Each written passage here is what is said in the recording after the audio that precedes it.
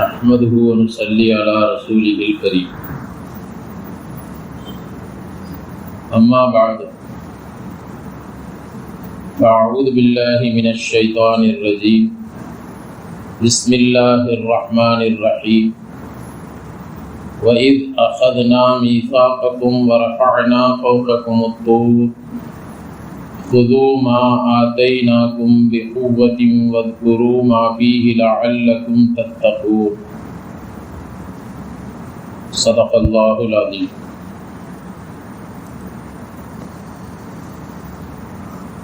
அல்லாஹ் தஆலா பனு இஸ்ரவேலர்களை பார்த்து சொல்கிறான், வஇத் அகதனா மீசாகக்கும், உங்களிடத்தில் நாம் ஒரு உறுதியான ஒப்பந்தம் எடுத்தோம். அந்த ஒப்பந்தம் எடுத்ததற்கு பிறகு நீங்கள் அதை மீறினீங்க. வரஃபஅனா ஃபௌகக்கும் அத்தூர், உங்களுக்கு மேலே தூர் என்ற அந்த மலையை உயர்த்தினோம். ஹுது மா ஆதைனாக்கும் பிகுவா, நாம் உங்களுக்கு எதை வழங்கி இருக்கிறோமோ அந்த ஒன்றை உறுதியாக பற்றி பிடித்து கொள்ளுங்கள். வதுகுரு மாஃபி, இன்னும் அதில் உள்ளவற்றை நீங்கள் நினைவில் வைத்துக் கொள்ளுங்கள். லஅல்லக்கும் தத்தகூன், நீங்கள் இறையச்சம் உள்ளவர்களாக ஆகுவதற்காக. அப்போ அல்லாஹ் ஜல்ல ஷானஹு தஆலா இதற்கு முந்தைய வசனத்தில் ஒரு விஷயத்தை சொல்லி காட்டினா, அதாவது யாராக இருந்தாலும் சரி, அவர்கள் எப்படிப்பட்ட தன்மையில் உள்ளவர்களாக இருந்தாலும் சரி, எந்த நிலையில் இருந்தவர்களாக இருந்தாலும் சரி, அவர்கள் ஈமான் கொண்டு மறுமை நாள் அல்லாஹையும் மறுமை நாளையும் ஈமான் கொண்டு நல் அமல்கள் செய்வார்களேயானால் அவர்களுக்கு அல்லாஹ்விடத்தில் கூலி இருக்கிறது. அவர்களுக்கு எந்த பயமோ அச்சமோ கவலையோ தேவையில்லை என்று அல்லாஹ் சொல்லி காட்டினான். அதில் அந்த வசனத்தில் அல்லாஹ் சுட்டி காட்ட விரும்புவது என்று சொன்னால், இந்த பனு இஸ்ரவேலர்கள் எவ்வளவோ மாறு செய்தார்கள், தவறுகள் செய்தார்கள். அல்லாஹ் தஆலா அவ்வப்பொழுது அவர்களை கண்டிக்கவும் செய்தான்.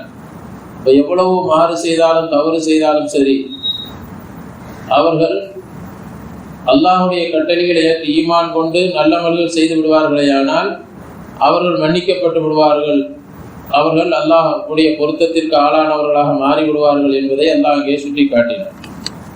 அப்போ அந்த பனு இஸ்ரவேலர்களை பற்றி அல்லாஹ் சொல்லி வரும் பொழுது, இப்போ அந்த பனு இஸ்ரவேலர்களை பார்த்து அல்லாஹ் சொல்லுகிறான். இப்பொழுது ஓதப்பட்ட வசனத்திலே அல்லாஹ் சொல்லுகிறான், உங்களிடத்திலே நாம் ஒரு ஒப்பந்தம் செய்தோம், உறுதியான ஒப்பந்தம் செய்தோம். அது என்ன? நாம் வழங்கிய அந்த தௌராத்தை நீங்கள் பற்றி பிடிக்க வேண்டும், அதன்படி செயல்பட வேண்டும் என்று ஒப்பந்தம் செஞ்சோம். இப்போ நாம் இதற்கு முன்னால் உள்ள வாரங்களில் அறிந்து கொண்டோம், தெரிஞ்சிருந்தோம். அதாவது இந்த பனு இஸ்ரவேலர்கள் மூசா அலைஹிஸ்ஸலாம் அவர்களிடத்தில் கேட்டாங்க, எங்களுக்கென்று ஒரு வேதத்தை ஏதாவது அல்லாஹ்ட்ட கேட்டு வாங்குங்க, நாங்களும் அதன்படி செயல்படுறோம் அப்படின்னு சொன்னாங்க. மூசா அலைஹிஸ்ஸலாம் அல்லாஹ்ட்ட கேட்டாங்க. தூர் சீனா மலையில் போய் 40 நாள் தனிமையிலிருந்து நோன்பு இருந்து தௌராத் வேதத்தை வாங்கி கொண்டு வந்தாங்க.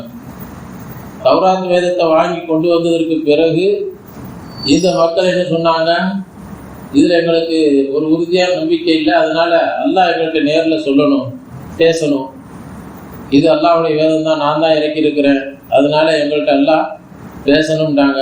மூசா அலைஹிஸ்ஸலாம் அல்லாஹ்ட்ட கேட்டாங்க, அனுமதி கேட்டு. அதுக்கும் மக்களை கூப்பிட்டு போனாங்க. அல்லாஹ் தஆலா பேசினான். அவன் அல்லாஹ் பேசின பிறகு அதுக்கு பிறகு என்ன சொன்னாங்கன்னு சொன்னால், அல்லாஹ் இதுக்கு மறைவான குரல் வந்துச்சு, ஆனால் அது அல்லாஹ் தான் சொன்னாங்கிறதுக்கு எங்களுக்கு என்ன நம்பிக்கை இருக்குது?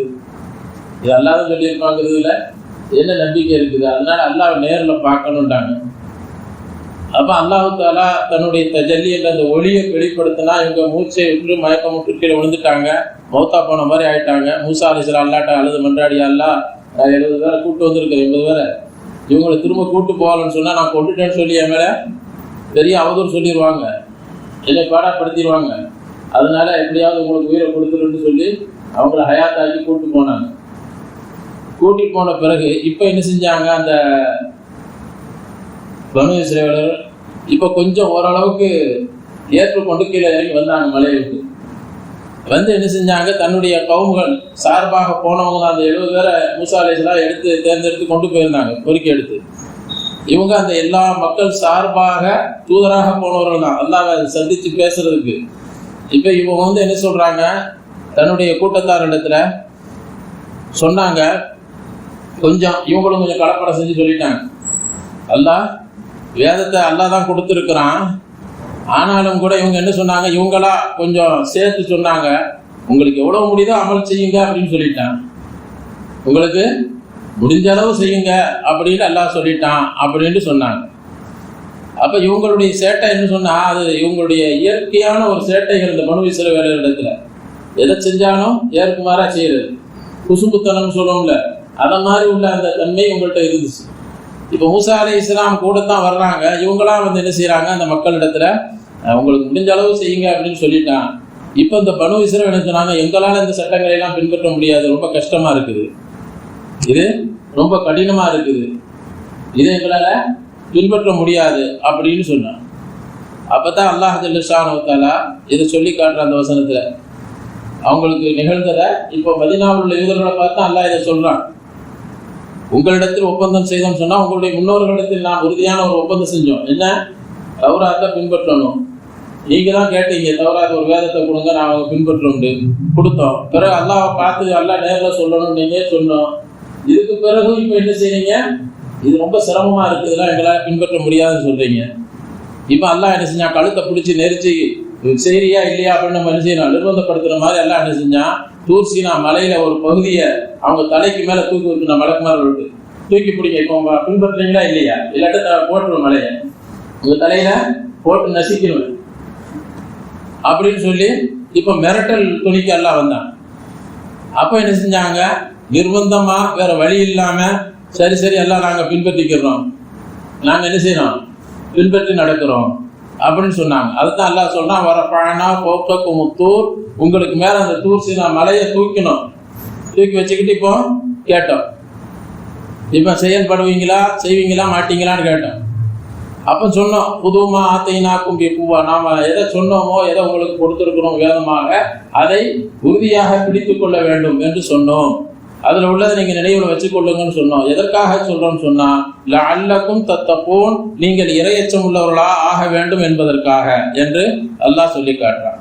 அப்ப இந்த வசனத்துல நமக்கு ஒரு சந்தேகம் வரலாம், மார்க்கத்துல வந்து இக்ரா நிர்பந்தப்படுத்துறதுங்கிறது கிடையாது. இப்படி அவங்க மிரட்டி மலை எந்திக்கு தலைக்கு மேல வச்சுக்கிட்டு பின்பற்றீங்களா இல்லையா அப்படின்னு சொல்றதெல்லாம் இது எப்படி என்பதாக நாம நினைக்கலாம். சில பேர் சிறப்பாங்க, நீங்க வலுக்கட்டாயமா கூப்பிடுறீங்க, தொழுகைக்கு வாங்கன்னு கூப்பிடுறீங்க, தொழுங்கன்னு சொல்றீங்க, இப்படி நிர்பந்தப்படுத்தலாமா, அவங்கள வலியுறுத்தலாமா அப்படின்னு சொன்னா, கண்ணியத்திற்குரியவர்களே, நிர்பந்தப்படுத்துதல் என்பது கிடையாதுன்னு மார்க்கத்துல அல்லாஹ் சொல்றது. லா இக்ராஹ ஃபித்தீன் என்பது தீனுக்குள்ள வாங்கன்னு வலியுறுத்தி கூப்பிடக்கூடாது. அவ்வளவு இஸ்லாமை ஏற்றுக்கொள்ளுங்கள், நீங்க ஏற்றுக்கொண்டுதான் தீர வேண்டும் என்று அவர்களை நிர்பந்தப்படுத்தக்கூடாது.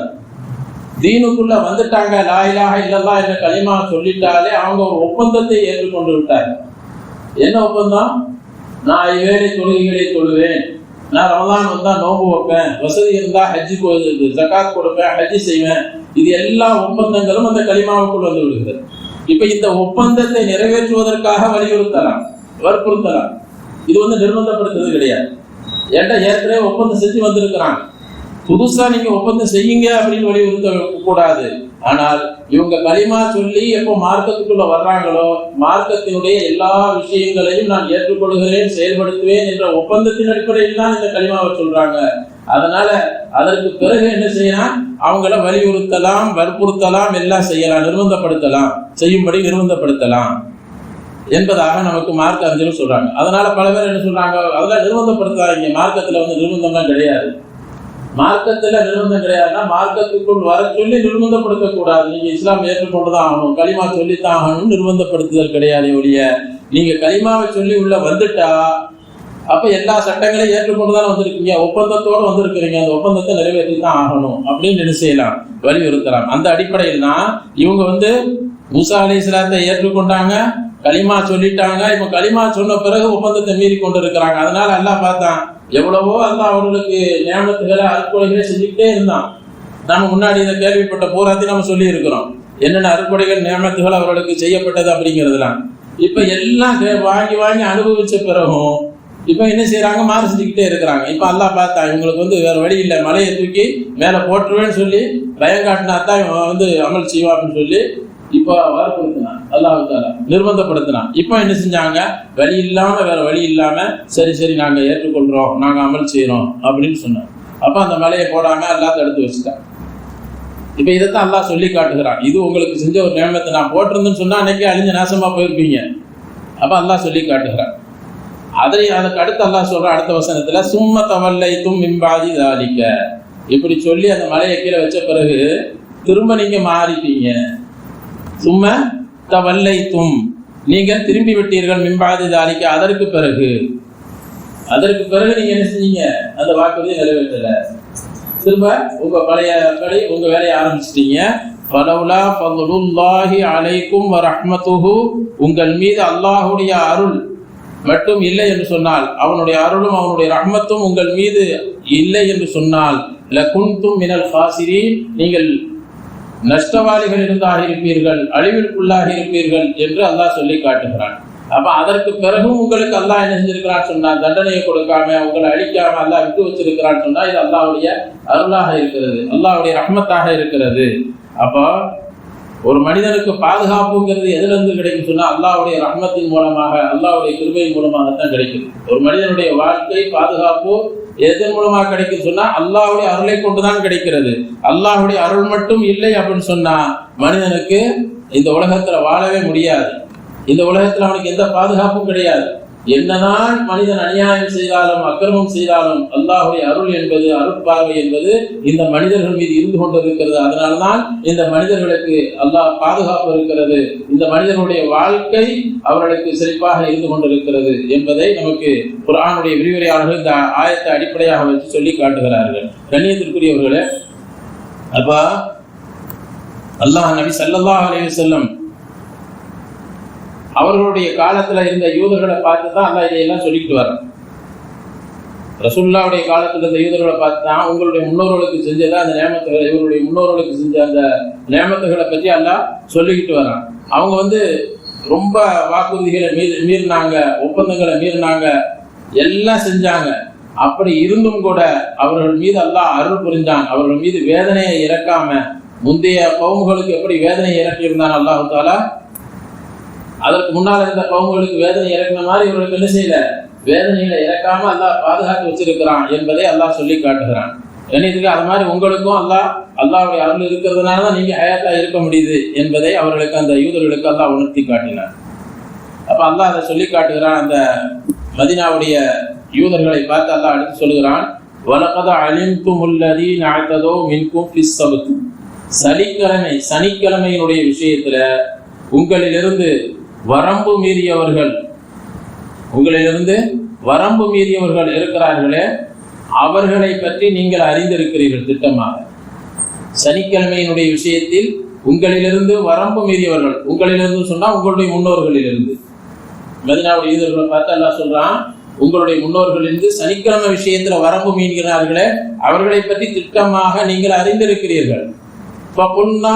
நாம் அவர்களை பார்த்து சொல்லிவிட்டோம், கூனு கிரதத்தன் ஹாசியின், நீங்கள் இழிவடைந்த குரங்குகளாக ஆகிவிடுங்கள் என்று அவர்களை பார்த்து சொன்னோம்.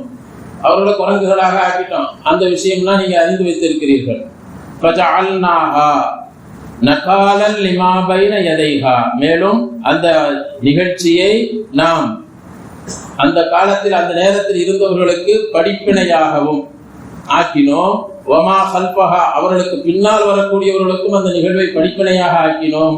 வமௌஇதத்தன் லில் முத்தகீன், இன்னும் இறையச்சத்தை விரும்பக்கூடியவர்களுக்கு ஒரு உபதேசமாக இதை ஆக்கி வைத்திருக்கிறோம் என்று அல்லாஹ் சொல்லி காட்டுகிறான். கண்ணியத்திற்குரியவர்களே, அப்ப சனிக்கிழமையினுடைய விஷயத்தில் இவர்கள் வரம்பு மீறினார்கள் என்று அல்லாஹ் சொல்லி காட்டுறான். உங்களுடைய முன்னோர்கள், அந்த யூதர்கள் உள்ள, பனு இஸ்ரவேலர்கள் உள்ள முன்னோர்கள் வரம்பு மீறி விட்டார்கள், அதை பத்தி அவர்களை நம்ம குரங்குகளாக மாத்திட்டோம் அப்படிங்கிறத அல்லாஹ் அவர்களுக்கு சொல்லி காட்டுகிறார். இது எப்ப நடந்துச்சுன்னா, தாவூத் அலைஹிஸ்ஸலாம் அவர்களுடைய காலத்துல நடந்த நிகழ்ச்சி. தாவூத் அலைஹிஸ்ஸலாம் அவர்களுடைய காலத்துல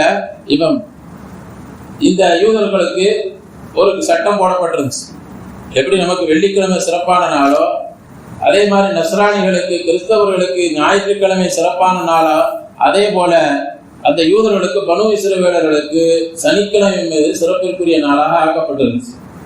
இப்ப இந்த சனிக்கிழமை நாள்ல அல்லாஹ் தஆலா அவர்களுக்கு ஒரு உத்தரவு போட்டான், நீங்க வேட்டையாட போகக்கூடாது, கடல்ல போய் மீன் வேட்டையாடுவதற்கு, மீன் பிடிக்கிறதுக்கு போகக்கூடாது என்று அல்லாஹ் உத்தரவு போட்டான். மீன் பிடிக்க அவங்களுடைய தொழில் அதுவாக இருந்துச்சு, மீன் பிடிக்கிறது. இப்போ இந்த சனிக்கிழமையில நீங்க என்ன செய்யக்கூடாது, மீன் பிடிக்க போகக்கூடாது. இவங்க அந்த கரை ஓரமாக, தண்ணீரினுடைய கரை ஓரமாக, கடற்கரை ஓரமாக இருந்தவர்கள் இப்ப அல்லாஹ் இவர்களுக்கு ஒரு சோதனையாக இன்னொன்றையும் நிகழ்த்தினா. என்னன்னு சொன்னா, சனிக்கிழமை மீன் பிடிக்க போகக்கூடாதுன்னு சொல்லிட்டு அந்த சனிக்கிழமை நாள்ல தான் அதிகமான மீன்களை அல்லாஹ் அந்த கண்களுக்கு காட்டினான். சனிக்கிழமை நாள்ல தான் என்ன செய்யும் சொன்னா, அதிகமான மீன்கள் அந்த கரை ஓரமாக நிறைய சுத்தும். மற்ற நாட்கள் அவ்வளவு மீன் இருக்காது.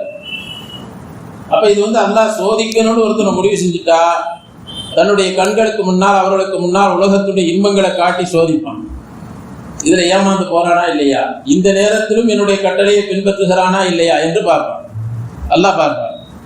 அப்ப அல்லாஹ் தஆலா இப்படி அந்த சனிக்கிழமை நாள்ல பார்த்தா நிறைய மீன்களை அங்க அனுப்பிடுவான். நிறைய மீன்கள் தெரியும். மறுநாள் பார்த்தாங்கன்னு சொன்னா அவ்வளவு மீன் அங்க இருக்காது, கண்ணுக்கு உங்க மீனே தட்டுப்படாது. இப்ப மீன் பிடிக்க போகக்கூடாதுன்னு அல்லாஹ் உத்தரவு போட்டான். இவங்க என்ன செஞ்சாங்கன்னு சொன்னா, ஒரு தந்திரம் செஞ்சாங்க. என்ன தந்திரம் செஞ்சாங்க, அதாவது மீன் பிடிக்க போகக்கூடாதுன்னு எல்லாம் சனிக்கிழமை தானே மீன் பிடிக்க கூடாது, சனிக்கிழமை மீனை பிடிக்க கூடாது. இது என்ன செய்வாங்கன்னு சொன்னா, அந்த கரை ஓரமாக நிறைய தொட்டிகளை ஏற்படுத்துவாங்க. தொட்டிகள் எப்படின்னு சொன்னா, அந்த தண்ணீருக்கு இருந்து உள்ள போற மாதிரி, கடல்ல இருந்து தண்ணீர் இந்த தொட்டிக்கு வர்ற மாதிரி தொட்டிகளுக்கு பாதை அமைச்சிருவாங்க. அமைச்சிட்டு சனிக்கிழமை பூரா அதை திறந்து விட்டுருவாங்க. சனிக்கிழமை திறந்து விட்டா அந்த தண்ணீரோடு சேர்ந்து மீன், அதுல இருக்க மீன்களும் அடிச்சு உள்ள வந்துடும். உள்ள வந்த உடனே என்ன செய்வாங்க, அப்படியே அடைச்சிருவாங்க. சனிக்கிழமை மீன் பிடிக்கலையே இவங்க, அது தொட்டியில கிடக்குது, அவ்வளவுதான். நாங்க என்ன மீன் பிடிக்கவா செஞ்சோம், மீன் சனிக்கிழமை மீனை பிடிக்க கூடாது, மீன் நாங்க சாப்பிடக்கூடாது, இவ்வளவுதானே. தொட்டியில தண்ணி மீன் சேர்ந்தணும், அந்த பாதையை, அப்புறம் அந்த தண்ணி வர பாதையை அடைச்சி வச்சிருவாங்க. பிறகு ஞாயிற்றுக்கிழமை போய் அந்த மீனை புறம் பிடிச்சிக்கணும். இது நீண்ட காலமா இது மாதிரியே செஞ்சுக்கிட்டு வந்தாங்க. ரொம்ப காலமாக இப்படி செஞ்சுக்கிட்டே வந்தாங்க. அப்ப இதுல என்னன்னு சொன்னா, 2 பிரிவினர்களா பிரிஞ்சுட்டாங்க அந்த பனு இஸ்ரவேலர் யூதர்கள்ல. ஒரு பிரிவினர் எப்படி சொன்னா, அல்லாஹ்வை கொஞ்சம் பயந்தவங்க, அவங்க சொன்னாங்க, செய்யாதீங்கப்பா, இப்படி இது தப்பு, இப்படிலாம் செய்யாதீங்க சொல்லி சொல்லி பார்த்தாங்க. அவங்க கேட்கல, சொன்னதா கேட்கல. சரி, இனிமேல் இவங்க கேட்க மாட்டாங்க, அதனால நாம நமக்கு உரிய வழிகளை தேர்ந்தெடுத்துக்கணும் அப்படின்னு சொல்லி அவங்க பயந்து என்ன செஞ்சாங்க, ஏதாவது எல்லாம் கோவப்பட்டுறக்கூடாதுன்னு சொல்லி ஊரை 2ஆ பிரிச்சுட்டாங்க. மாறு செய்யறவங்க பூரா, மீன் பிடிக்கிறவங்க பூரா நீங்களும் அந்த பகுதியில் இருந்துக்குங்க, நாங்க வேற பகுதிக்கு போயிடுறோம் அப்படின்னு சொல்லி செஞ்சாங்க. 2ஆ பிரிச்சு இவங்க ஒரு பகுதியா தேர்ந்தெடுத்து அந்த ஓரமா இருந்துக்கிட்டாங்க. அவங்க பகுதிக்கு இவங்க போறது கிடையாது. இப்படியே இருந்துச்சு. கொஞ்ச நாள் போச்சு. கொஞ்ச நாள் கழிச்சு சரி அவங்க என்ன செய்யறாங்கன்னு பார்க்கலான்னு அந்த நல்லவர்கள் யார் மீன் பிடிக்க மாட்டேன்னு சொல்லி அவங்கள தடுத்து கொண்டு இருந்தார்களோ, அவர்கள் போய் இவங்களை பார்க்கலான்னு போனா இவங்க பூரா குரங்குகளாக மாற்றப்பட்டு இருக்கிறாங்க. அந்த நேரத்தில் நான் கரெக்டா குரங்குகளாக மாற்றப்பட்டு இருக்கிறாங்க. கத்தாதா ரஹ்மத்துல்லாஹி என்ற குர்ஆனுடைய விரிவுரையாளர் அவங்க சொல்றாங்க, சில தஃசீர்கள் எழுதப்பட்டிருக்குது, அதாவது ஹதீஸிலும் வந்திருக்கிறது, அவர்கள் வாலிபர்கள் குரங்குகளாகவும் வயோதிகர்கள் பன்றிகளாகவும் மாற்றப்பட்டார்கள். வாலிபர்கள் குரங்குகளாகவும் வயோதிகர்கள் பன்றிகளாகவும் மாற்றப்பட்டார்கள் அப்படின்னு வந்து இவங்க போய் பார்க்கறாங்க. எல்லாம் குரங்குகளாக இருக்கிறவங்க தன்னுடைய உறவினர்கள், இவங்க வர்றவங்க உறவினர்கள் தானே, பார்க்க வந்தவங்க, இவங்களை பார்த்த உடனே இவங்க பக்கத்துல அழ ஆரம்பிச்சாங்க. இப்ப அழுத பிரயோஜனம் என்ன, அல்லாஹ் மாத்திட்டான். இவங்களுடைய உருவங்களை அல்லாஹ் மாத்திட்டான். அப்ப மாத்தின பிறகு இப்ப அழுது பிரயோஜனம் இல்லை, தண்டனை வந்ததற்கு பிறகு. இப்ப இவங்க பார்த்து அழுதாங்க. அல்லாஹ் ஷானஹு தஆலா இவர்கள் என்ன செய்ய சொன்னா, 3 நாட்கள் அப்படியே குரங்குகளாக பன்றிகளாக மாற்றப்பட்டு அதற்கு பிறகு எல்லாமே அழிந்து போய்விட்டார். இவங்க எல்லாம் அழிஞ்சிட்டாங்க, மௌத்தா போயிட்டாங்க. இது அல்லாஹ் அவர்களுக்கு கொடுத்த தண்டனை. இதைத்தான் இந்த மதீனாவுடைய யூதர்களுக்கு அல்லாஹ் சொல்லி காட்டுகிறான். அவர்கள் எல்லாம் குரங்குகளாகவும் பன்றிகளாகவும் குரங்குகளாக மாற்றப்பட்டார்கள். நீங்க குரங்குகளாக ஆகிவிடுங்கள் என்று நாம் அவர்களுக்கு சொன்னோம். இது அவர்களுக்கு படிப்பினையாக, அந்த காலத்தில் சமகாலத்தில் வாழ்ந்தவர்களுக்கு படிப்பினையாக, பின்னால் வரக்கூடியவர்களுக்கு படிப்பினையாக, இறையச்சத்தை விரும்பக்கூடியவர்களுக்கு ஒரு உபதேசமாகவும் நாம் இதை ஆக்கினோம் என்று அல்லாஹ் ஜல்ல ஷானஹு தஆலா சொல்லி காட்டுகிறான். கண்ணியத்திற்குரியவர்களே, அப்போ அப்துல்லா இப்னு மஸ்ஊத் ரலியல்லாஹு தஆலா அன்ஹு அவங்க அறிவிக்கிறாங்க, சஹீஹ் முஸ்லிம் அந்த கிதாப்ல முஸ்லிம் ஷரீஃப்ல இந்த அறிவிப்பு இடம்பெற்று இருக்கிறது. ரசூலுல்லாஹி ஸல்லல்லாஹு அலைஹி வஸல்லம் அவர்களிடத்துல சில பேர் கேட்டாங்க, அதாவது நம்ம காலத்துல இந்த காலத்துல இருக்கக்கூடிய குரங்குகளும் பன்றிகளும் அந்த பனு இஸ்ரவேலர்கள் உருமாற்றம் செய்யப்பட்டவர்கள் தானா அப்படின்னு கேட்டாங்க ரசூலுல்லாஹி. இப்ப இருக்கக்கூடிய பன்றிகளும் குரங்குகளும் பனு இஸ்ரவேலர்கள் உருமாற்றம் செய்யப்பட்டவர்கள் தானான்னு கேட்டாங்க. அப்ப ஸல்லல்லாஹு அலைஹி வஸல்லம் அவங்க சொன்னாங்க, எப்போ ஒரு சமுதாயத்திற்கு அல்லாஹு தஆலா இப்படி உருமாற்றத்தை ஏற்படுத்துவானோ, உருமாற்றத்தினுடைய வேதனையை கொடுக்கிறானோ, அதற்கு பிறகு அந்த உருமாற்றம் செய்யப்பட்டவருடைய சந்ததிகள் தொடர்ந்து இருக்க மாட்டார்கள், அந்த சந்ததிகள் தொடர்ந்து வராது. அவர்கள் என்ன செய்வாங்க சொன்னா அல்லாஹு தஆலா அழித்து விடுவான், சில நாட்கள்ல அவர்களை அழித்து விடுவான், அது அதோட முடிஞ்சு போயிடும். அதனால இப்ப இருக்கக்கூடிய குரங்குகளோ பன்றிகளோ அந்த பனு இஸ்ரவேலர்கள் உருமாற்றம் செய்யப்பட்டவர்கள் அல்ல என்பதாக அந்த மேலும் சொன்னாங்க. பன்றிகளும் குரங்குகளும்ங்கிறது பனு இஸ்ரவேலர்கள் உருமாற்றம் செய்யப்படுவதற்கு முன்னாடி இருந்தே இருக்கவும் செய்கிறது. அதனால இப்ப இருக்கக்கூடியவர்கள் எல்லாம் அந்த பனு இஸ்ரவேலுடைய சந்ததிகள் கிடையாது என்று நபி ஸல்லல்லாஹு அலைஹி வஸல்லம் அவர்கள் சொன்னாங்க. கண்ணியத்திற்குரியவர்களே, அப்ப உருமாற்றம் என்பது முந்தைய சமுதாயத்தில் இப்படிப்பட்ட ஒரு வேதனை ஏற்பட்டுச்சு அப்படிங்கிறத மதீனாவில் வாழ்ந்த அந்த யூதர்களுக்கு அல்லாஹ் சுட்டி காட்டுகிறான். இப்ப இந்த சமுதாயத்தில் அப்படி உருமாற்றம் ஏற்படுமா?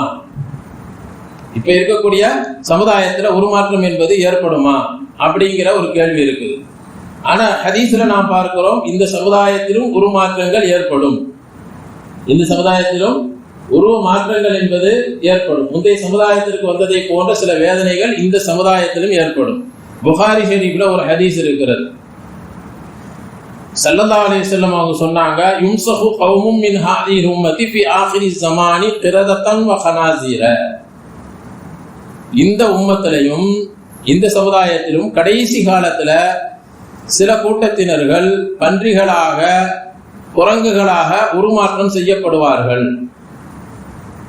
என்று நபி ஸல்லல்லாஹு அலைஹி வஸல்லம் சொல்றாங்க. சஹாபாக்கள் கேட்கிறாங்க, யா ரசூலல்லாஹ் அலைஸ யஷ்ஹதுன அல்லா இலாஹ இல்லல்லாஹ் வ அன்ன முஹம்மதர் ரசூலுல்லாஹ். அல்லாஹ்வின் தூதர் அவர்களே, அப்ப அவர்கள் லா இலாஹ இல்லல்லாஹ் முஹம்மதர் ரசூலுல்லாஹ் என்று அவர்கள் சாட்சி சொல்லியிருக்க மாட்டார்களா? அதான் களிமா சொல்லாதவங்களான்னு கேட்டாங்க. அவங்க களிமா சொல்லாதவங்களா அப்படின்னு கேட்டாங்க. அப்ப ஸல்லல்லாஹு அலைஹி வஸல்லம் சொன்னாங்க, வயசூமூன வயுஸல்லூன வயஹுஜ்ஜூன. களிமா சொல்லாம இருப்பாங்க அப்படிங்கிறது மட்டும் கிடையாது, களிமா சொல்லியும் இருப்பார்கள். அது அல்லாம அவர்கள் நோன்பு வைப்பாங்க, தொழவும் செய்வார்கள், ஹஜ்ஜும் செய்வார்கள். ரசூலுல்லாஹ் சொல்றாங்க. அதனால நாம தொழுகிறோம், நான் ஹஜ்ஜு செய்யறேன், நான் நோன்பு வைக்கிறேன் அப்படின்னு நிம்மதியாக இருந்து விட முடியாது.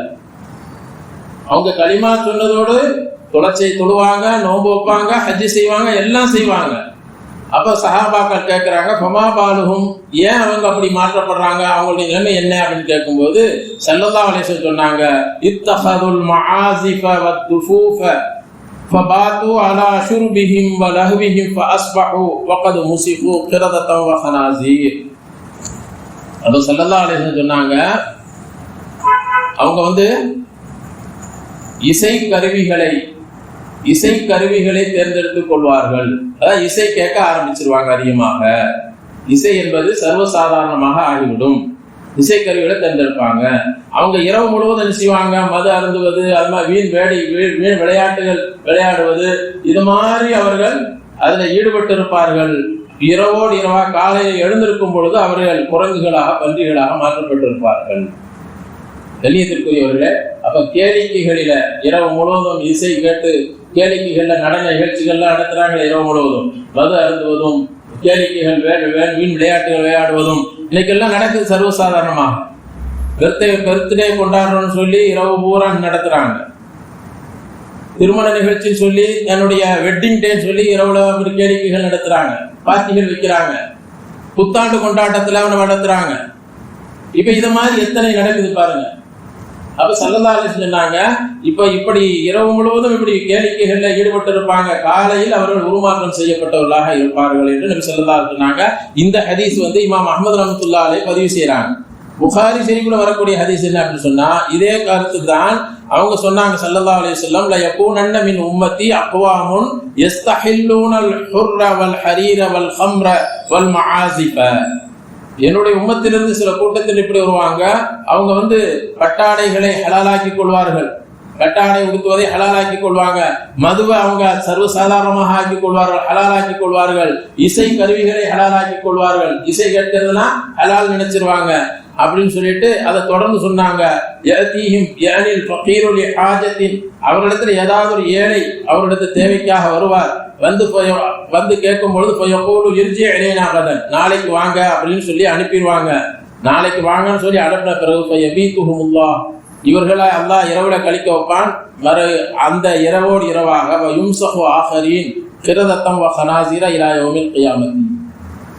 இவர்கள் குரங்குகளாகவும் பன்றிகளாகவும் உருமாற்றம் செய்யப்பட்டு விடுவார்கள் கியாமத் நாள் வரை அப்படின்னு நபி ஸல்லல்லாஹு அலைஹி வஸல்லம் சொன்னாங்க. இது புகாரி ஷரீஃபில் இடம்பெற்றிருக்கு.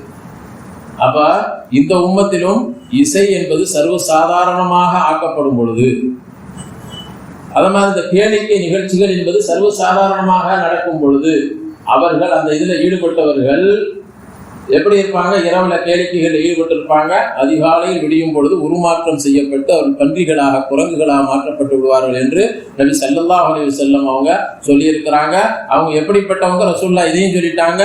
அவங்க கலிமா சொன்னவங்க மட்டும் இல்ல, நோன்பு வைப்பாங்க, தொழுவாங்க, ஹஜ் செய்வாங்க, எல்லாம் செய்வாங்க.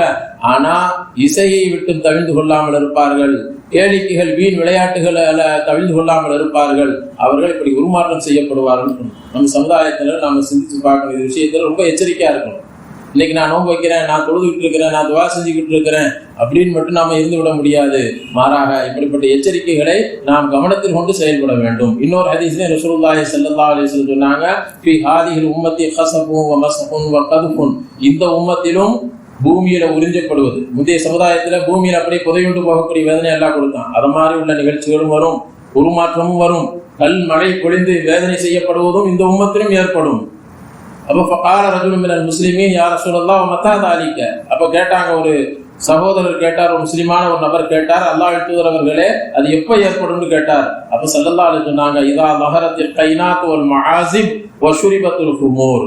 இசைகள் என்பது பரவலாகிவிட்டால், இசைப்பது, இசை கருவிகள் இதுவெல்லாம் பரவலாகிவிட்டால், மது அருந்துவது அது பரவலாக அருந்தப்படக்கூடிய காலத்துல இப்படிப்பட்ட நிகழ்வுகள் ஏற்படும் என்று நபி ஸல்லல்லாஹு அலைஹி வஸல்லம் அவங்க சொன்னாங்க. அதே போல இன்னொரு ஹதீஸ்ல நபி ஸல்லல்லாஹு அலைஹி சொன்னாங்க, அமா யக்ஷல்லதி யர்ஃபஉ ரஅஸஹு கப்ல இமாம். இமாமுக்கு முன்னால தன்னுடைய தலையை உயர்த்துபவர்கள் பயப்பட வேண்டாமா? தொழுகையில இமாமுக்கு முந்தி செய்யறாங்கல்ல சில பேர், அப்படிப்பட்டவர்கள் பயப்பட வேண்டாமா? அல்லாஹு ரஅஸஹு ரஅஸல் ஹிமார். அவருடைய தலையை அல்லாஹ் கழுதையினுடைய தலையை போல ஆக்குவதை பயப்பட வேண்டாமான்னு சொன்னாங்க. அப்படி செய்யறவங்க தலையை அல்லாஹ் என்ன செய்வான்? கழுத மாதிரி தலையாக ஆக்கி விடுவான் அப்படின்னு நபி ஸல்லல்லாஹு அலைஹி எச்சரிச்சிருக்கிறாங்க. அதனால உருமாற்றம் என்பது இந்த உம்மத்திலும் ஏற்படும். ஆனால் அங்க ஒட்டுமொத்த சமுதாயத்திற்கு ஏற்பட்ட மாதிரி இங்க அல்லாஹ் ஏற்படுத்த மாட்டான். யார் அந்த தப்பை செய்யறாங்களோ அவங்களுக்கு அந்த உருமாற்றத்தை அல்லாஹ் ஏற்படுத்துவான் என்பதை இந்த ஹதீஸ்கள் நமக்கு உணர்த்தி காட்டுகிறது. கண்ணியத்திற்குரியவர்களே, ஆக பனு இஸ்ரவேலர்கள் அவர்கள் உருமாற்றம் செய்யப்பட்டார்கள். அவர்கள் சிலர், பனு இஸ்ரவேலர்கள் பூராமே உருமாற்றம் செய்யப்படலை.